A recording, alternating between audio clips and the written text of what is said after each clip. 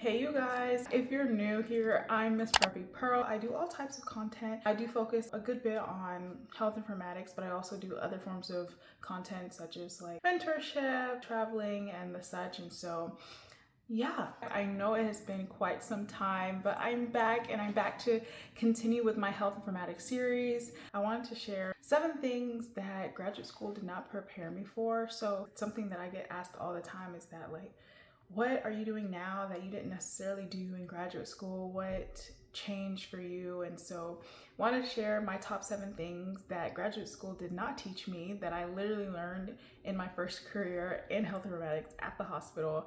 And so if you're interested and you want to learn more and understand like what those things are, stay tuned. In the meantime, please like, subscribe. So yeah, we're gonna go ahead and get into the video. I hope you guys enjoy.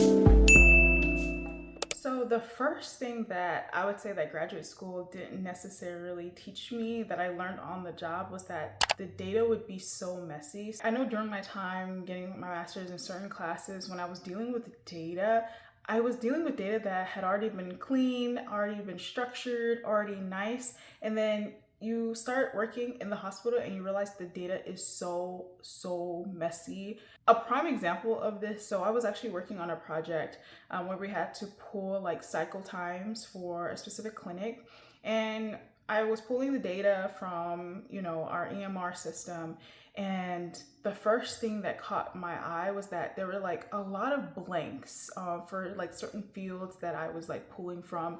And I was like, okay, this is a bit weird, but okay, maybe it just didn't record. I'll just remove those data sets because it was only like a couple, so it wouldn't really dramatically affect or change like the average cycle time that I was looking for. But then the part that really started getting confusing was when I would see like cycle times that were even beyond the hours of the clinic. And that is insane to think about, that, okay, there's something going on the back end. Like, why is it pulling these numbers? Like, what's happening? And at that point, I just couldn't trust the data because it's like, okay, what is going on? Why are these happening? So having to deal with that, I had to go through the process of talking with the leaders of that clinic, talking with the staff, trying to understand what was happening, like why was it calculating this time. It took so much, and of course at the end of the day we finally fixed that, but I wasn't even able to like analyze the data because the data was just so unstructured, just all over the place, didn't make sense. And so graduate school is not really going to teach you that. Like, your classes are not really going to teach you that. You have to kind of be in it. Like, you actually have to experience it for yourself to realize. And honestly, it's those type of things that I feel like in being in health informatics, you have to have some form of attention to detail, because it's a field where, again, we're dealing with patients' lives and we're dealing with things that they're going to be used to improve the lives of patients. So you actually have to just accept that the data is going to be messy, and you're going to have to figure out a way or things to get the data to be more structured. You have to use the tools that you have at your disposal to get the data to be structured. So that's where like some of that coding comes in, like the SQL and Excel, having to like structure data and make sure that it's clean so that then you can actually do the analysis.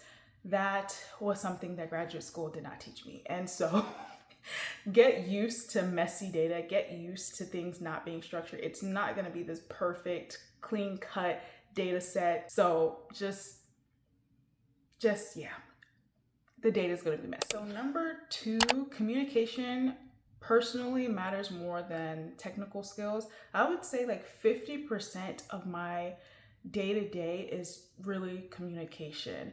And graduate school doesn't really necessarily teach you that. Like, of course it teaches you maybe like the project management side of things and how to engage stakeholders, but it's, in my opinion, very like surface level.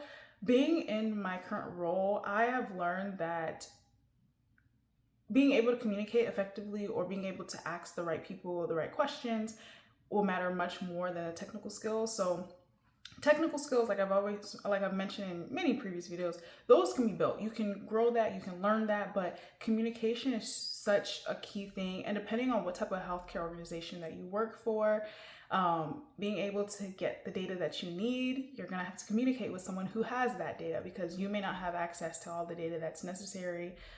Being able to like move the meter and being able to actually get things going, you have to communicate with people. You have to have, as I like to call it, like some work friends in order to get the data and the essentials that you need in order to do your job. And I know for me personally, that's literally what I have to do. A good example of this, I'm giving examples all the time because again, this is what's happening to me. I was working on a project. Particularly for this project, I just did not have the necessary access to a data set because I don't work in this area. I work in a whole separate area. And so based off of that, the type of access or the type of data that I'm able to access is dependent upon that.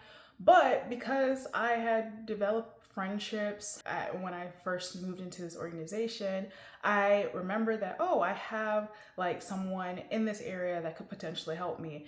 And because of that, I was able to communicate to her, explain to her like what I needed, and then they were able to bring that back to me. And it's literally stuff like that that, again, graduate school doesn't teach you about. And it's so important, like being able to communicate effectively, being able to speak the language of the stakeholders that you are trying to engage, or speak the language of the staff that you are trying to help, the clinic. Those are so important. And those are kind of like those soft skills that you need. So if you are thinking of transitioning into this career path, you really should hone in on those communication skills, those soft skills, being able to engage people. That is going to be so important in this field. So please work on that now. Work on public speaking, work on presenting, work on engaging people, work on convincing people. Work on that. So number 3, which is kind of like a continuation of point 2, is that every hospital organization works differently.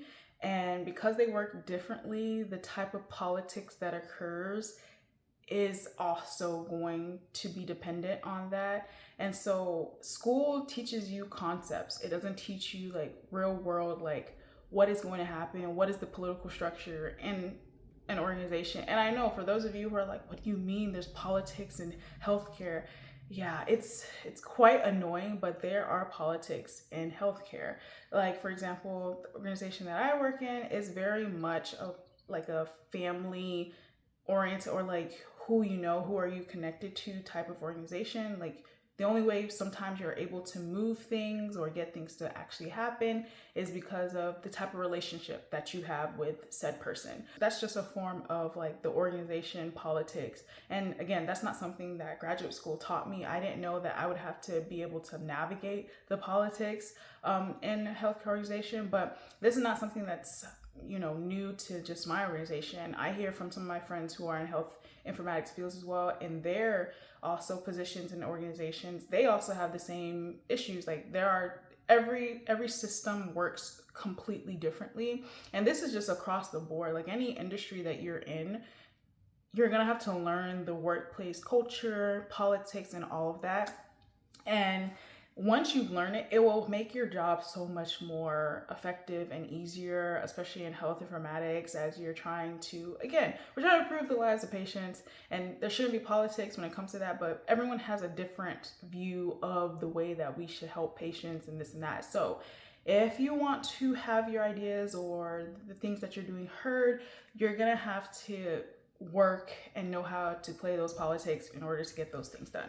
And so graduate school is not going to teach you that. You're going to have to learn how to do that now. And so I would implore you, if you have any way of doing that, understand that. And it's not just even like the politics, it's also like clinical workflows. Like, there are some clinics that work totally different from other clinics in the same health system. So you actually need to be abreast of that. You actually have to know what's going on. You actually have to meet with people and understand what's going on. It's not something, again, like school, it gives you this clear-cut, cookie-cutter structure of like, this is what's happening for this scenario. That is not the case. You have to be you have to take the initiative to really understand the culture and understand everything that's going on in a hospital and understand how that hospital works. Because once you understand how that organization, that hospital works, it makes your job very effective. It makes you understand, okay, this is how I should pull the data, or oh wait, this is what the meaning of this data is, because you understand what is going on in the hospital. Number 4 is something that I struggled with a lot, but it is that you will not know everything. So again, we go through the courses, we think we know everything, but we don't, and it is totally okay. So that is something I think like graduate school didn't necessarily teach me, that I had to learn on the job, is that I'm not gonna know everything, and that is totally okay. It's impossible to know everything, especially if you work in a big organization. You can't know everything that's happening. And so this is where, again, that communication comes in, and that making friends within the workplace in order to understand what's going on and understand, okay, how can I do my job effectively? How can I work in this health informatics space effectively? I know for me, I just felt so overwhelmed because, again, I'm in a very large health system and I just could not understand things. I felt so overwhelmed, you guys. Like, it was such a steep learning curve for me. The problem also is that you don't know what you don't know. And that's the other thing. And you have to kind of come to terms with that, be at peace with not knowing everything.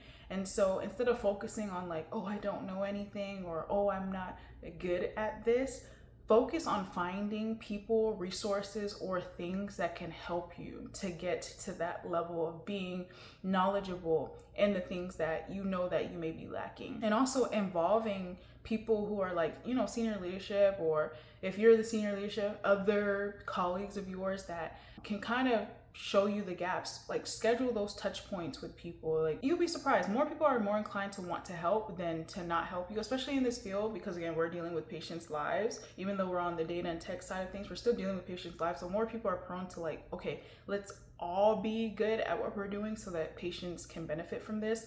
And so that's how I was able to like kind of overcome that. And also, this might sound very dumb, but like every day, especially when I was feeling like, oh my goodness, I don't understand anything, I would purposely tell myself like, you got this, you will get this, it's a matter of time, things will become clear. And I will tell you guys, eventually, literally, I would say like even now, like I know so much more, like I am so much more experienced and know so much more than I did in the past. And even now, even in my current state, I still know that I have a lot more to learn. And that's just the nature of this like career path. Like, you won't know everything, but you have the ability to know everything.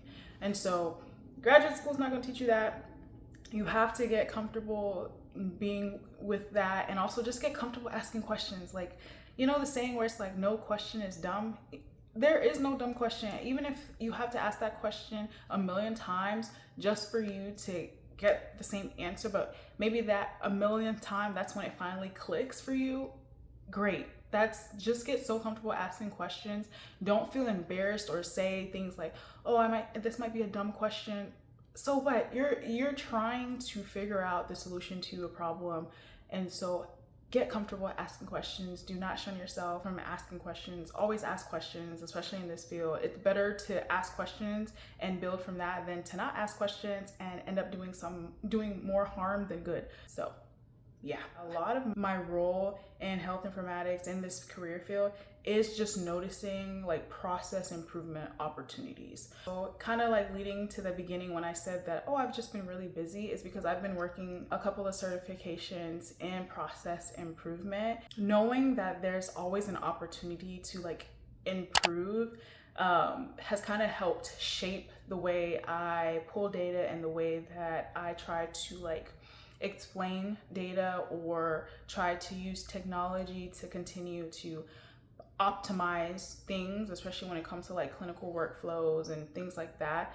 And also just in general, knowing that there's like a process improvement thing everywhere helps you to understand or do observations of your workflow, figure out like the root cause of things, and just reduce bottlenecks and things like that. Or like I mentioned in my first example with and noticing that the data was wrong and just trying to figure out, okay, what was going on there. There's a process improvement opportunity like in this field at every point in time. And once you see it and know, it's just like, okay, you're gonna see it everywhere. And so with that, I do want to give like kind of like a tip or a suggestion, if you're not already doing this in your classes, is try to get into certifications or things that help you process improvement. The big one that I was working on was Lean Six Sigma. Lean Six Sigma is a formal way of being able to do process improvement, and specifically in like healthcare organizations for me, but it's something that is apparent in almost any industry. It's not just something that occurs just in healthcare, but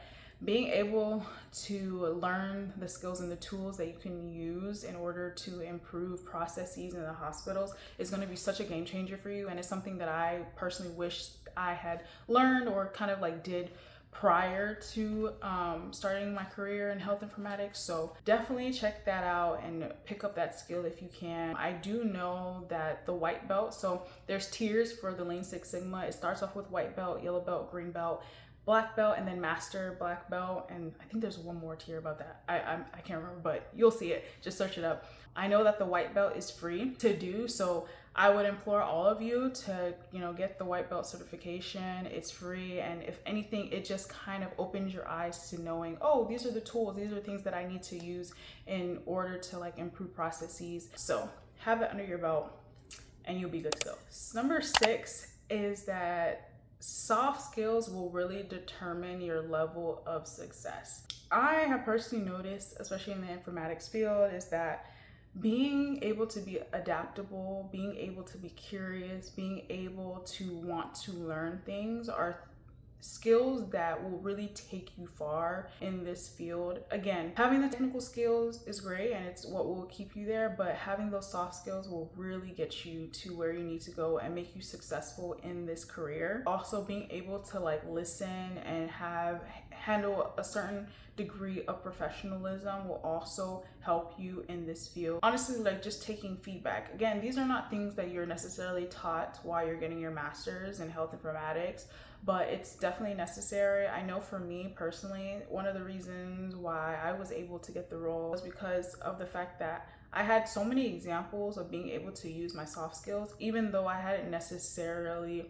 tackled like all the technical skills and whatnot. It was actually one of the prime reasons I was hired for the role that I was hired for. And that's just to show you that soft skills go a very, very long way. And that makes sense because we're working in a health care related field. And again, yes, we're behind a screen a lot of time. Yes, we're working with data. Yes, we're working not always in person, but it definitely just helps being able to know who to communicate to, how to communicate, having that level of curiosity, like always being curious to know what's going on in the field. That is number 6 for me, that getting my master's in health informatics, I didn't really learn. I learned that a lot more while I was like in the role that I'm in. And so that kind of leads into my 7th point. This is something like I learned during my time in undergrad, but I just had to be reminded again, is that learning does not stop after graduation.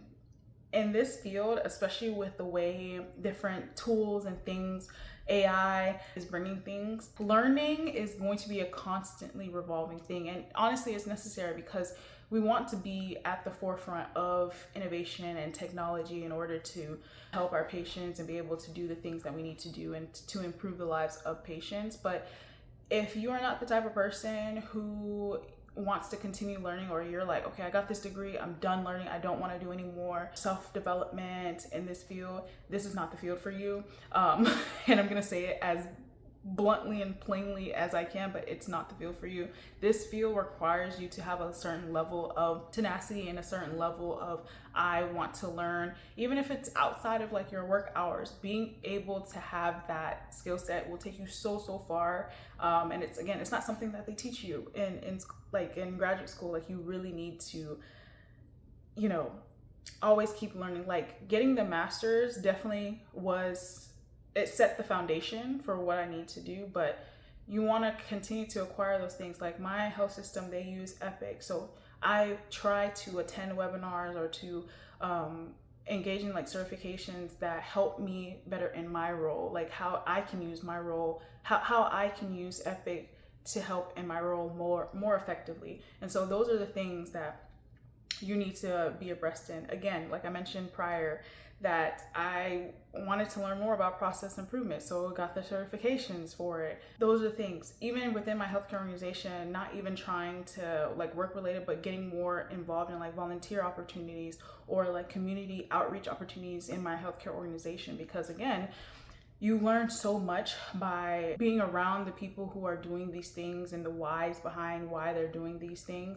And also just being able to be a part of the community, because you can sometimes hear from patients themselves like, oh, this is the problem I'm going through. And yes, you're not a physician. Yes, you're not someone who's bedside, but you having that knowledge in the back of your head, it also helps to kind of reconfigure the way that you're pulling data or trying to implement technology components and whatnot, because it's like, oh, these patients expressed this and maybe this will help them, or even not even like patients, but even like staff themselves, like, oh, this function in Epic is not really helpful for our clinic. So now you're going out to access or bring the people who can effectively implement a solution in the software that can actually mimic or reflect what their workflow looks like. So all in all, what I'm trying to say is continue to want to learn. Sometimes do what's not really part of your job description on your own time, and like, okay, like I want to go to this clinic just to understand how their operations are, because again, you might not be working with the data, but maybe in the future you will, and because you went and did the observations, you now know, oh, this is how their data is going to look. I can account for this and account for that. So all in all, I know I've said a lot, but I hope this has been helpful. Those are the top 7 things that getting my master's in health informatics did not necessarily teach me, but what I had to learn in my career, in the job that I'm in.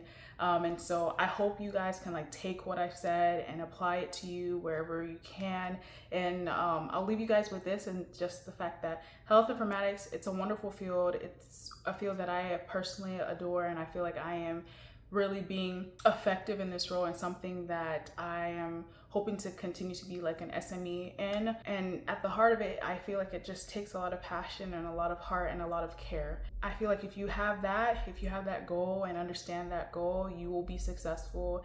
And again, if it's not something that you necessarily learn, like you didn't learn during your master's, it can be learned. Those things can come about. But if you have those solid foundations of things, you'll be really good in this career field. And so that's what I wanted to share. I will continue with this series. We're gonna try to be more consistent, you guys, so keep me accountable. But that is it from me. I will see you guys next time. Again, like, subscribe, and do all the things. And yeah, I'll see you guys in the next video. Bye.